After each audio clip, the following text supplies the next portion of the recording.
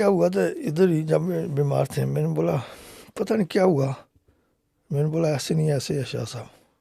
कहते अच्छा ऐसे हो सकता? मैंने बोला ऐसे ही होगा। वही काम हुआ, मैंने जो बोला था। तो कहते हैं तुम्हारी जुबान में भी असर हो गया है। मैंने बोला शाह साहब ये एक वो क्या कहते हैं यार, ये क्या कहते हैं, जो एक अनतुक्की लगी है।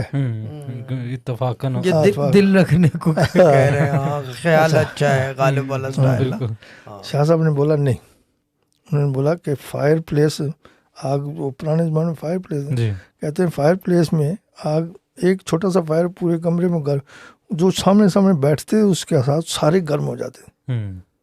मगर आग तो नहीं उनको लगती, मगर गर्म एनर्जी पकड़ता है। उन्होंने बोला, यानी कि शाह साहब ने बोला तुम मेरे साथ बैठे हो गधे, कोई समझ समझ जाओ। हमारी ठेठ पंजाबियों के गधे कोई समझो। बिल्कुल ये चाहिए, ये चीज़ है।